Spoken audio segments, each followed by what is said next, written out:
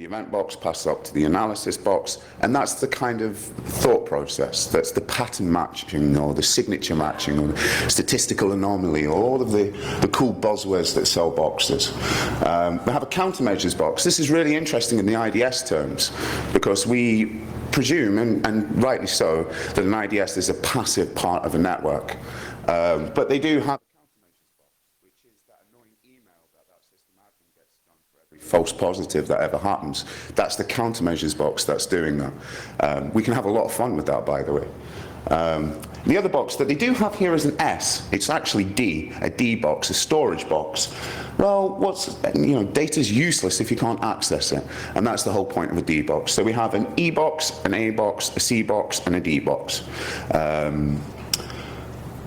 Their jobs are pretty self-explanatory, but if at any time you forget and I'm talking about it, stick your arm up, I'll try and remind you, or you could remind me. And if we see in a typical deployment, we see two typical sort of deployments in an IDS situation. We see a typical detection configuration for an IDS system, which is, we sit on the inside of the LAN, and we see threats that are happening. Well, we sit just before the LAN, so we can see threats going in and out of the LAN.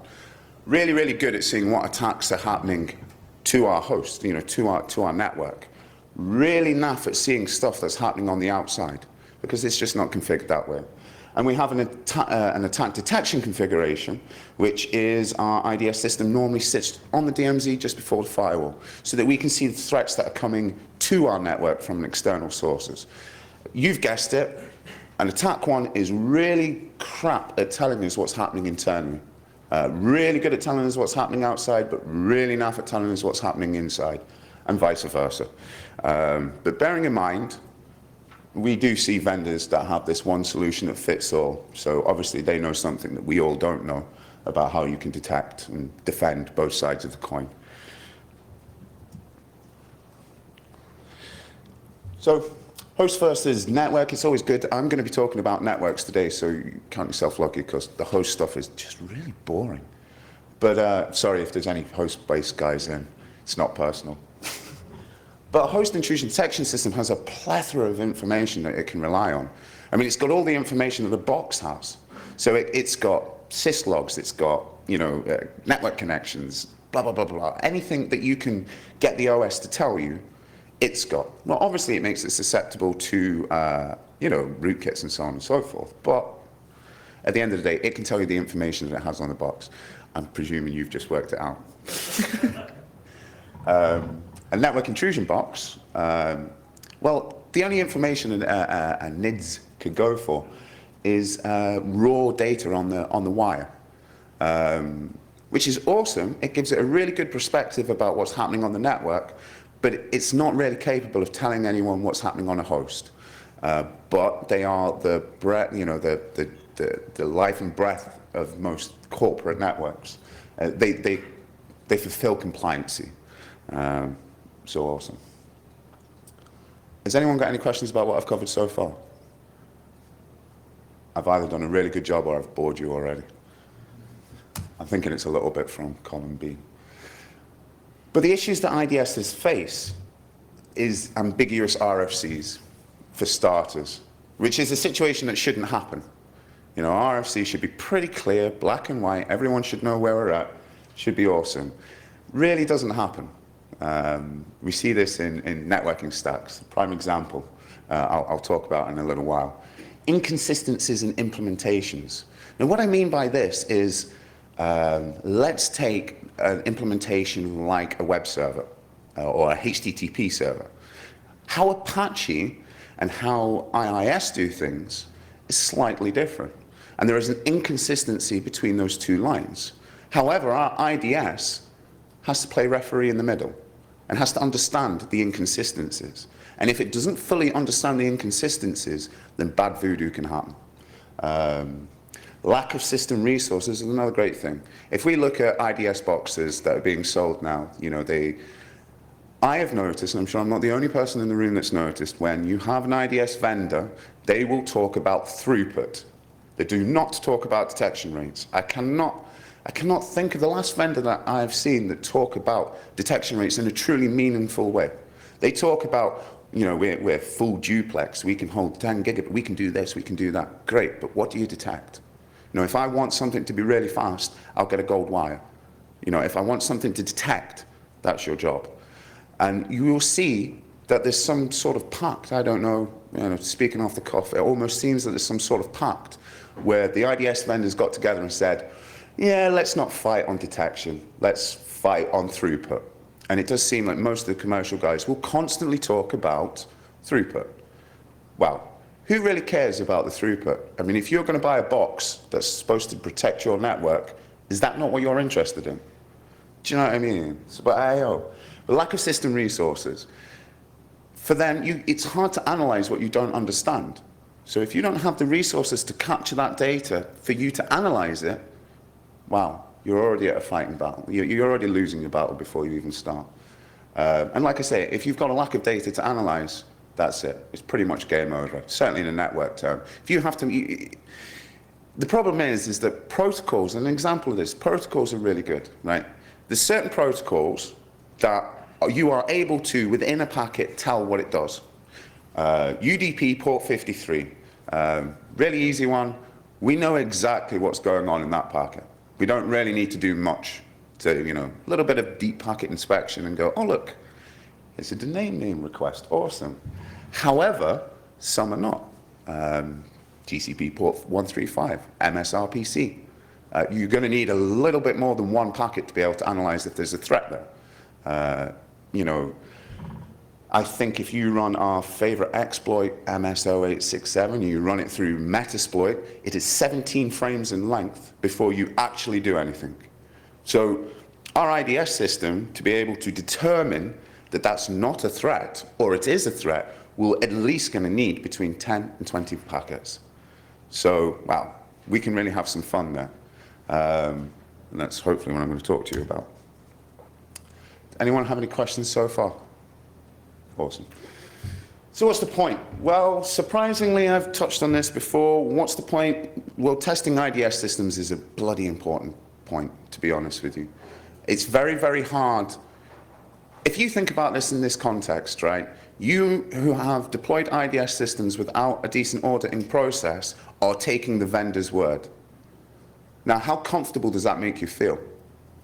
Because if your client said to you, oh yeah, we just trust the vendor, you'd go mental. Do you know what I mean? Don't trust what they say, do your own tests, prove it, prove it, prove it.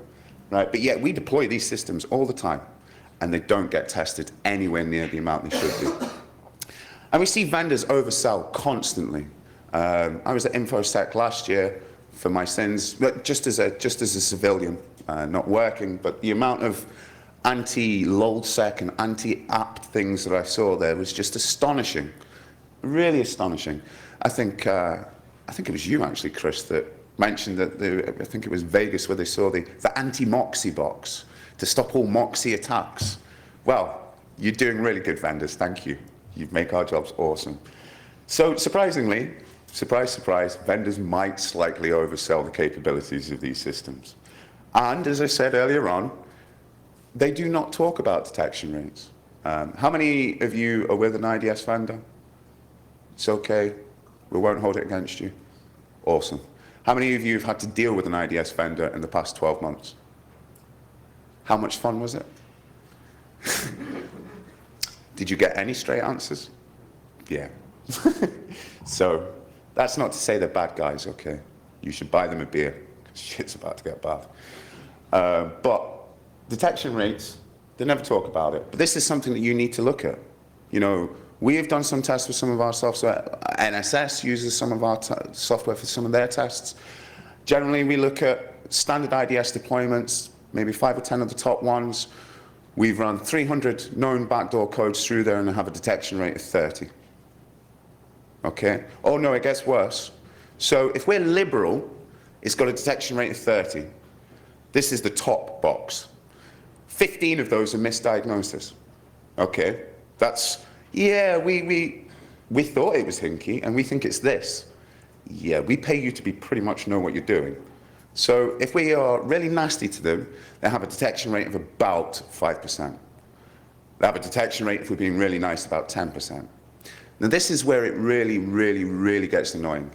So NSS invite the guys back, they stick one of their engineers with a box, they tune it up, and the detection rates go up to 98%. These boxes can do a job. However, when they ship them out to you, they have very liberal policies, because it's all about throughput. Because you don't detect lots of things, because that slows the network down. That being said, that's why it's important to do some auditing on it. You know, blink your lights tell you it's on, but it does not tell you it's effective in any way, shape, or form. I've got some interesting stories that maybe I can talk about at a pub level, maybe not up on here, but you find a lot of device owners are not too sure about the quirks of their boxes, and it's those little quirks that can be quite dangerous, to say the least.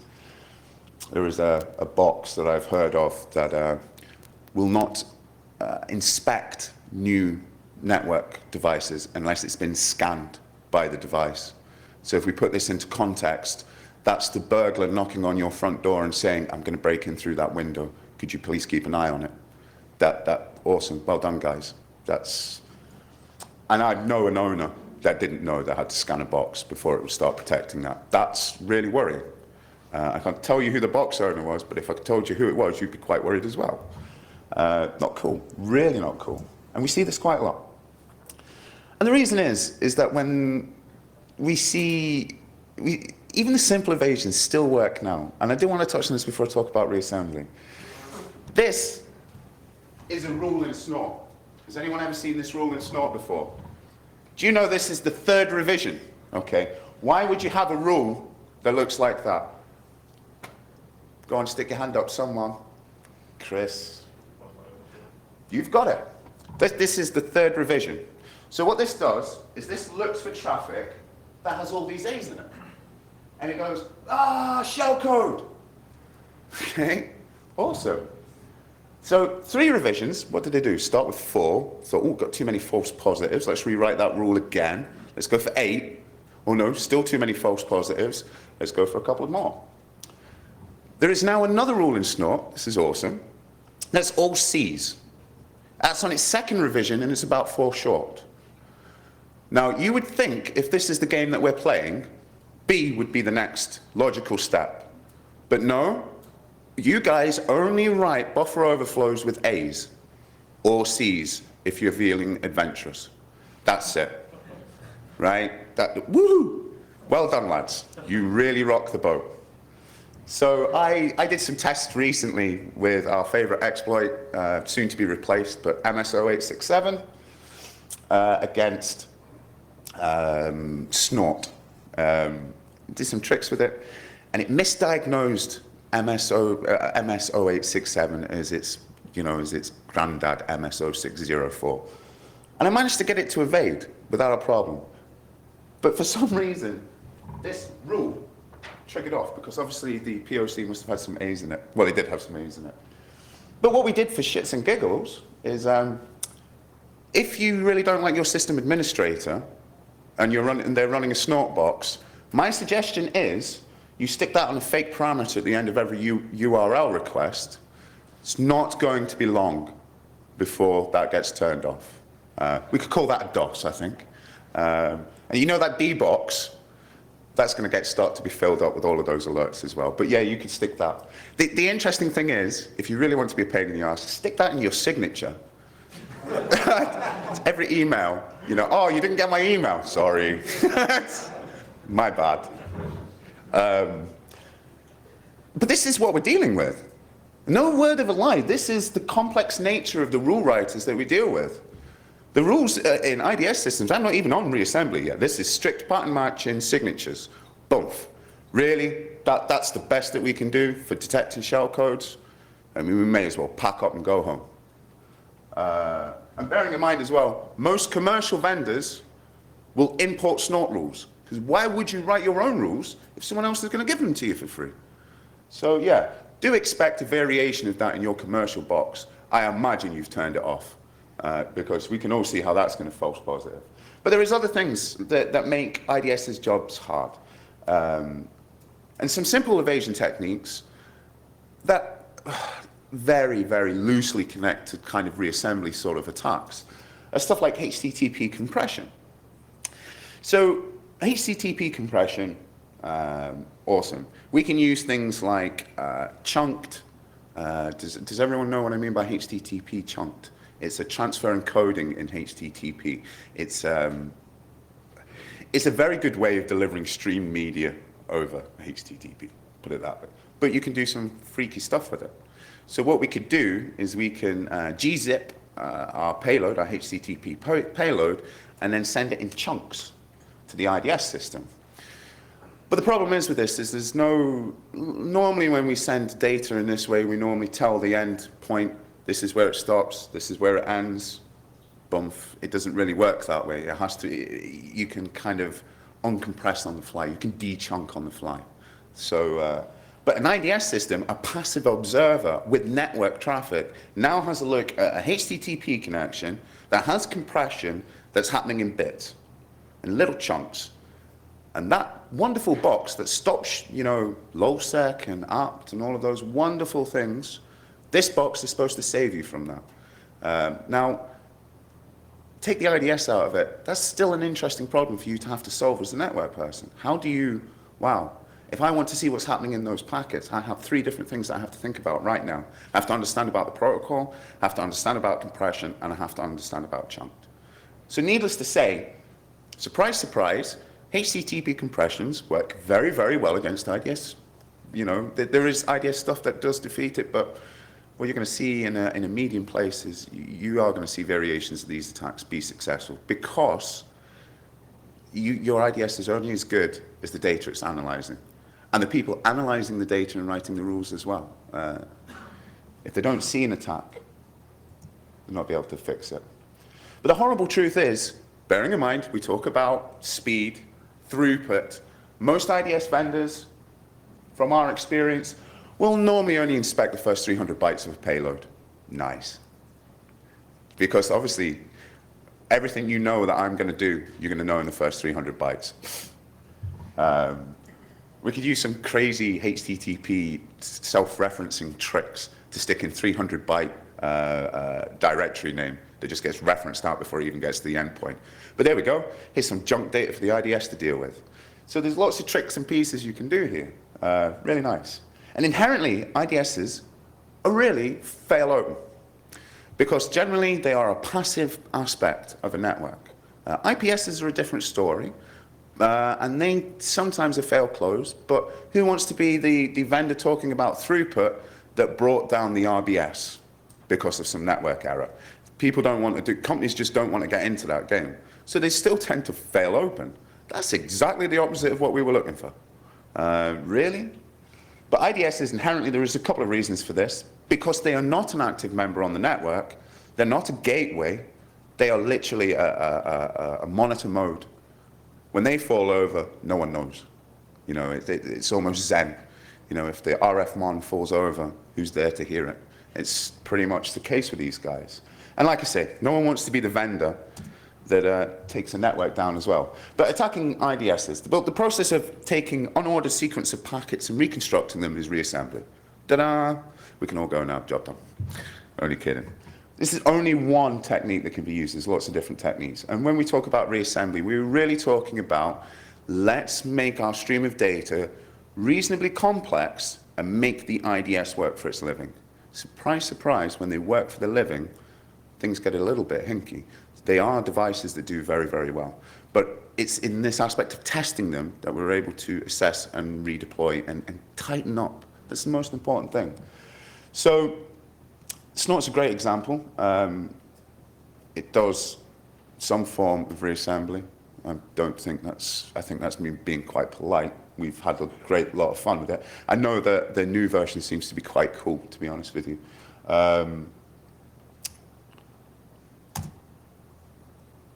But an insertion attack, if you are not sniggering about now, your inner child is dead. Okay? So an insertion attack, I've been reading this for about 5 months and I snigger every day. And I'm surprised none of you are. You've broken my heart. But the idea is to trick an IDS into reading packets that we know our endpoint won't. Okay. So what we want to do is we want to make our stream look different, so that, but the endpoint will see it differently. And I'll show you how we talk about this. But there's two aspects to this as well. Firstly, I can camouflage what I'm saying. If you have to see more of a message than the endpoint's going to see, I can trick you, pure and simple. And secondly, I can really screw around with the reassembly process because I'm going to mess about with the IDS's internal sequencing numbers. And it's going to find a real hard problem reassembling stuff when it has no kind of grasp about where it is anymore. It's kind of lost the part of the communication. So just think of your data stream as Tourette's, and the IDS is taking the everything said as truth. But we can do this with two really simple tricks.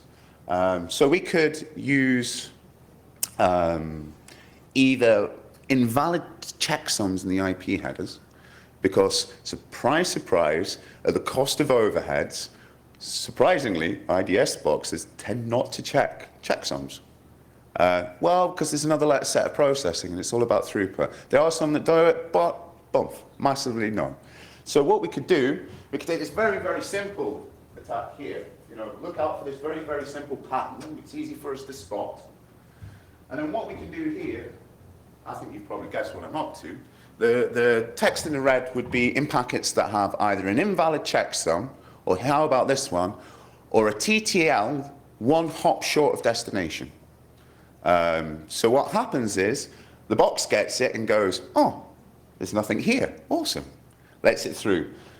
If it's an invalid checksum, it's probably not going to get past the first router it gets to, truth be told. TTLs, yeah, there's nothing an IDS can do with a TTL because it's not an active member. It doesn't do anything to the hops. It can only watch. That's all it can do. So it has no aspect on it. But what happens is those packets get dropped. They're fraudulent anyway. They're not real. And the true message comes out in the white. And that's just one example. It's quite a famous example, truth be told. Evasions. It's great to be in an evasion talk talking about evasions. But evasions are, if insertions are making a box see something, then evasions are making a box not see something. By far, a lot more dangerous.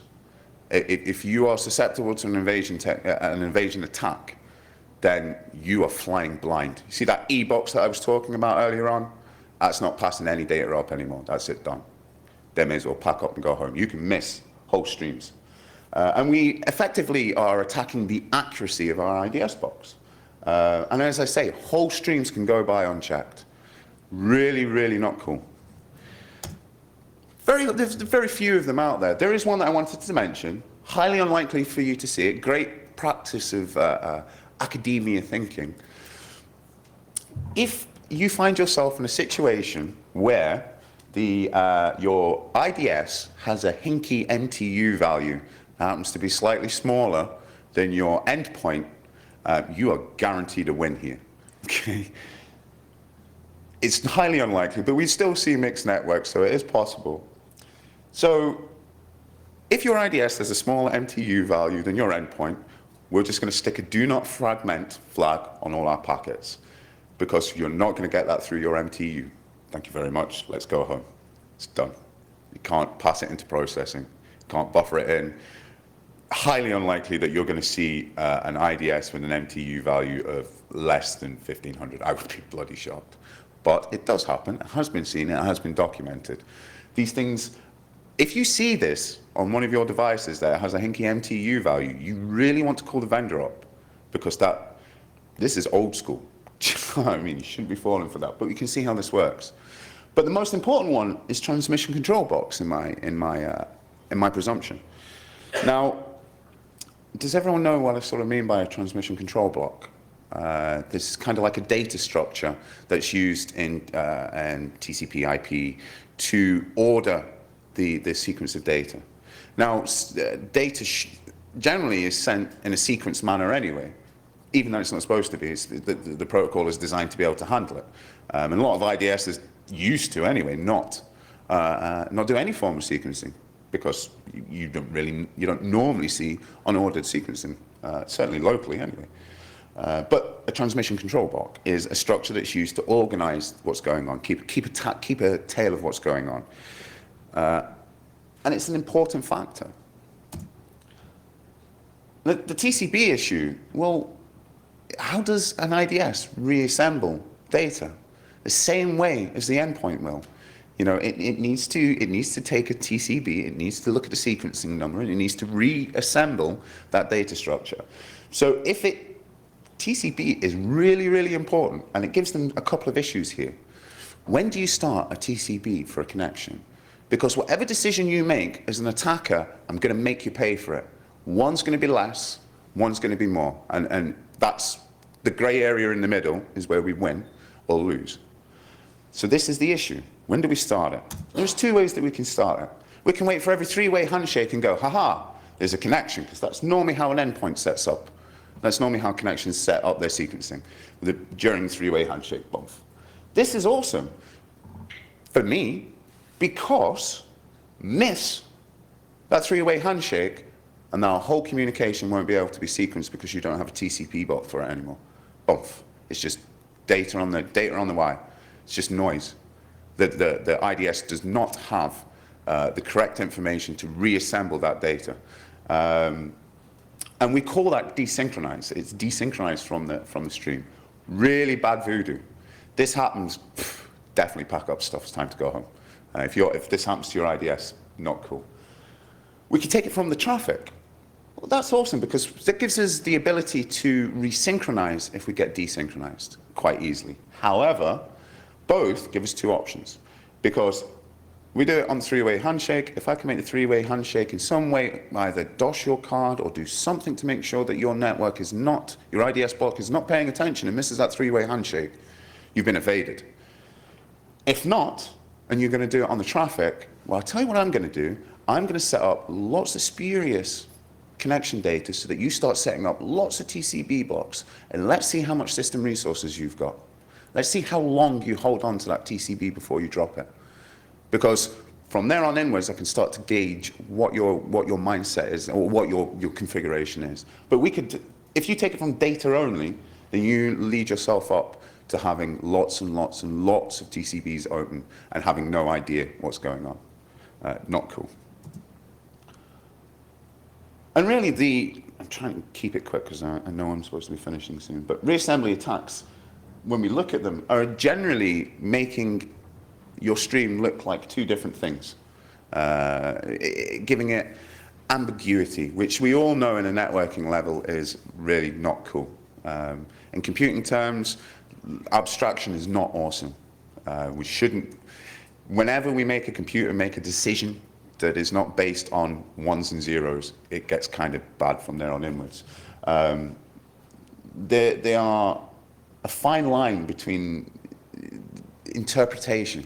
And the reason that I pull this up is I mentioned earlier on, I just want to check something. Yeah, it's okay. I'll touch on it in a second. Right. It is about having two different streams in the same stream, okay? And remember earlier on that I talked about inconsistencies in implementations. This is going to play out in a little bit, okay? So, what we try and do is a data stream that has a different interpretation depending on the endpoint that you're at. That's really the best point. So I can make a data stream look like one thing for a Windows system and make it look like something else for a Unix system. Very, very easily. Because there is inconsistencies in how they've implemented the RFCs. But we see this all the time. Overlapping fragments are a prime example of this. And it can happen everywhere, in TCP, IP, and, you know, so on and so forth. And an example of this is Windows. I was once told that an IDS system has to be like a web server. I said, no, an IDS system has to be like every web server. Because the problem is that Apache on a Windows system and Apache on a Linux system, how they handle character case is completely different. And that's one implementation just on two different boxes. You know, that's it. So when we look at how overlapping fragments work. What I mean by this is we send a lot of fragments with their byte offsets that cross over. Windows and Unix, this battle will never end, and thankfully that's kept us all in employment, and hopefully will continue to do so. But Windows, if we do this, we send some overlapping data, so we send some new data, and then we send some even newer data, and say, right, make your decision about which is true. And we ask an endpoint to do that. And bearing in mind, our IDS at the same time has to work out, ooh, I have to make a decision here that's not a signature. So in Windows, really nice, they always favor the first bit of data they get. Cool. Unfortunately, we all know that we all know that Windows has to be different from Unix, because I'm not going to blame Unix for this. I believe their stack was here first. And not susceptible to talking lots of UDP at it and falling over. But that's a different story. So, in the Unix world, new data is favored. So, this is just two stacks, bearing in mind how many IP stacks are out there. This is just two of them, and our IDS has to work it out. And I think it's fair to say that an IDS maybe in some ways should cherry pick, but in some ways, if it's defending all known attacks, then maybe you need to kind of man up. So what we could do here is, and we're certainly looking at a combination sort of attack in some of our products at the moment, is we could send almost like a null fragment in the TCP stream. And what we can do is we can get it to, if we're targeting a Windows endpoint, because we very well possibly could have control over the endpoint. It could be a command and control center. We could be very much, or we know it's going to an IIS server or whatever. We could know this. So we could send a null fragment first, and depending on, we could send it later, really. And depending on the endpoint, the IDS will have to make a decision if that null fragment plays or doesn't play. Is it an insertion? And make a decision on it. There's lots of things that we could do here. We could use the trick that I was doing with the red text earlier on. It doesn't even have to be a null fragment. So we could put in data that says one thing, and depending on the endpoint, will depend on the processing point. And our reassembly, our poor IDS in the middle, has to somehow keep up and play nicely. And that's just two stacks. And don't even get me started about, okay, overlapping fragments with data, which flag takes precedence over the two packets? Because you've bet it, there's inconsistencies again. There's no universal. Once it's a gray area, this is where things get really bad. And protocol normalization, yeah. You know what? There is a real good place for that, and it's important. But until we get protocol normalization on the rest of the internet, that's where the problem is. It's not per se the IDS's fault. It can't be in control of every endpoint. It can't turn around and say, you should follow the RFC a little bit more stricter. These are some of the issues. I'm going to try and wrap up because I've only got 5 minutes left. And I know they don't have any Nerf guns or anything like that, do they? No, thank God. So in summary, you have heard me throughout the time saying, poor IDS, poor IDS. I don't actually mean it. Burn them down. IDS, UTM, whatever you want to call it. Okay, long story short is, if you keep on telling everyone that we can defend you, your family, and you keep on getting done, at some point we're going to start asking questions. And this nearly happened to us at the LowSec thing. Because all of these vendors all sold all this equipment to people. People forget that Sony did have security teams in place and stuff like that. Okay, not very good, but they had products and failed. And at some point, if this keeps on happening, we're going to have to answer some pretty heavy questions. So please, please, please, please, if you're a vendor, I think most people would respect you to start talking about the challenges that your boxes face and how it goes against it. As I said earlier on, it does not, this is the issue. When you say that an IDS has to be like a web server, no. Remember, it has to be like every web server, like every DNS server, like every email server. You cannot get one box to do it all. And you should maybe look at segmentation if you're using IDSs and saying, you know what, I want an IDS box that just looks after email. I'm going to turn everything else off, everything. All it's going to do is packet inspect email. That's it. You can't analyze what you don't know. And that's why evasion techniques work. And deep packet inspection, really? I mean, is this is really a coin? I mean, wow, you look in a packet and it tells you something. I actually thought that was the whole point of packets, but hey-ho. So if you get someone who's throwing the whole deep packet inspection at you, maybe call them on it. You know, you might get your ass handed to you 10 times out of 100, but I imagine that someone's using that term, they're not. Because really, deep packet inspection is packet inspection. You know, how can you get any deeper than I had to look at the packet? This is that lovely time where you are asked to give me questions. You don't feel like you have to.